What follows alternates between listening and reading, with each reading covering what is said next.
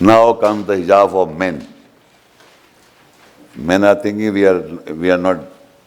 First of all, the first ayat I read, وَمَا كَانَ لِبَرْشِنَا يُكَلِّمُ اللَّهُ إِلَّا وَحْيًا أَوْ مِنْ وَرَاءِ hijab. Now, men also wants to understand from Allah the ayats. So they have to have an hijab, a hijab, a veil, so that Allah communicates to them. So they should also have a hijab. So now let us see the similar ayahs to what women is and what are the difference. Surah Nur 24 and ayah 30, قُلْ لِلْمُؤْمِنِينَ يَغُضُّوا مِنْ أَبْصَارِهِمْ وَيَحْفَظُوا فُرُوجَهُمْ ذَلِكَ أَزْكَىٰ لَهُمْ إِنَّ اللَّهَ خَبِيرٌ بِمَا يَصْنَعُونَ. Say for the believers that they lower themselves from their insides and they preserve their gaps, private parts, that is more justified for them. Surely Allah is well acquainted with what they manufacture or what they invent. Now in this ayah, it is again referring to not men, believing men. Again this ayah, remember the first ayah that I read was believing women. Now it is referring to believing men who believes and who wants to amend. So the further believing that they're the same, they should also lower themselves from their insides. So what is coming up in their mind from bad feeling or what? They should lower themselves from their insides. Insight provided by Allah and Allah's ayats. And preserve their gaps, private parts. The same thing. What is women? Same for men. Not allowed. To people, Allah is very justified. He's saying same exactly. You have to provide the private parts. Men also. Women also. Now men also. And they have to lower their gaze. The same men and women both. No difference. So now men get away with it. The only hijab is for women. No. It is a hijab for men also. They should also lower their gaze or lower themselves from the inside. And they should preserve their private parts. Again, for both women and men both. That is justified for them. Surely Allah is well acquainted with what they invent. So Allah knows if you do hanky-panky, men are caught. So another verse for men is Surah Azab 33, ayah 53.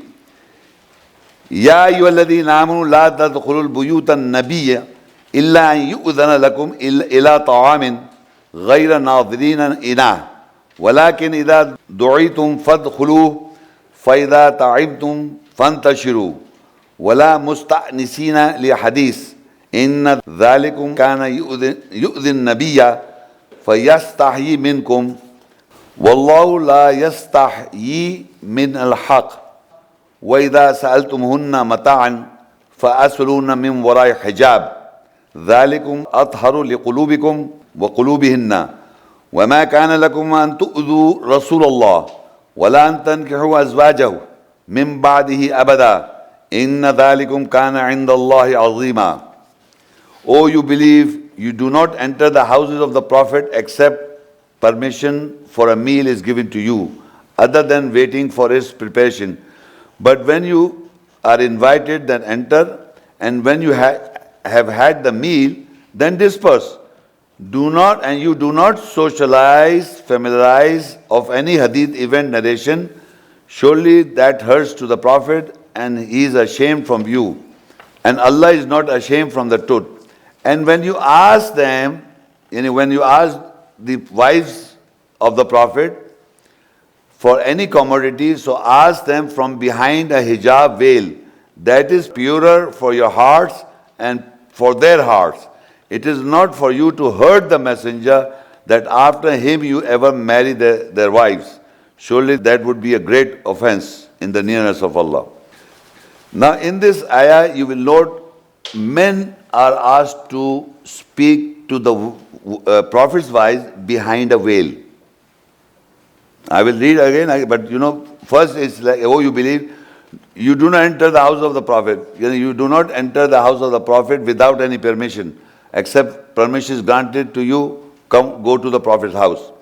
For a meal, like a dinner, is given to you, other than waiting for his preparation. When time is given, do not go before time also. Whatever the time is given, go on the time. Then enter, and when you have had the meal, then disperse. After having the meal, then disperse. what we do? We sit down after the meal, abhi to mahfil jamegi. So Allah says, you do not socialize, familiarize for any hadith event narration from the wives of the Prophet. Surely that hurts to the Prophet and he is ashamed for you, and Allah is not ashamed from the truth. And then Allah says, and when you men, I mean putting men here for you to understand, and when you men ask them is women of the Prophet, for any commodity, so ask them from behind a hijab veil. That is pure for your hearts and for their hearts. Now Allah is educating the men, if they want to communicate to the Prophet's wife, they should wear a full, complete burqa, then speak. Is that what it means, behind a veil? Or they should have a curtain Muhammad's wife, Prophet's wife, go behind the curtain, I want to talk to you. Is that what it means? It means the psychological barrier, the psychological veil. You have a veil. Now here is referring to the men talking to the Prophet's wives. They should not be interested in hadith. The first is not interested in hadith. Don't take interest and ask some hadith. The second is when you talk to them behind a veil. That is their veil. They will create the veil to talk to them. It is not that the woman is in the veil. Now you are talking to them or you are communicating with them. If you want to ask any commodity or whatever, you must ask behind a veil. So that veil is yours, and that is psychological barrier. That is how you talk to the wives of the Prophet. Then again, this is behind a veil. So Allah also speaks to people behind a veil, and men are asked to speak to the wives of the Prophet behind a veil. So that veil is, both of them are psychological veils. So what is the character of a person, a man speaking behind a veil to the wives of the prophets? And if he established that veil, Allah communicates to man, human being, men and women behind a veil. Meaning Allah's ayat you will understand and follow and practice. Wallahu la yastahyi min al-haq. وَإِذَا سَأَلْتُمُهُنَّ مَتَاعًا فَاسْأَلُوهُنَّ مِنْ وَرَاءِ حِجَابٍ ذَلِكُمْ أَطْهَرُ لِقُلُوبِكُمْ وَقُلُوبِهِنَّ وَمَا كَانَ لَكُمْ أَن تُؤْذُوا رَسُولَ اللَّهِ وَلَا أَن تَنْكِحُوا أَزْوَاجَهُ مِنْ بَعْدِ أَبَدًا إِنَّ ذَلِكُمْ كَانَ عِنْدَ اللَّهِ عَظِيمًا. The last portion I forgot to tell, that after the wives of the prophets, the pairs or the wife of the prophets, in Arabic, zawj means pair. Imrat means wife. Nisa means woman. So Quran uses woman of the Prophet, then he uses Imrat of the Prophet, and then he uses zawj of the Prophet. The zawj of the Prophet are your mothers, are the mothers of the believers. So you cannot marry them. You understand? So no men are allowed to marry the woman who makes her a zawj or pair with the Prophet. Like ashabas are the companions, men are the companions, ashaba are the companions of the Prophet. And women are the pairs of the Prophet. They may not be married to the Prophet, but they can be pairs. And believers, woman's wife can be pairs with the Prophet.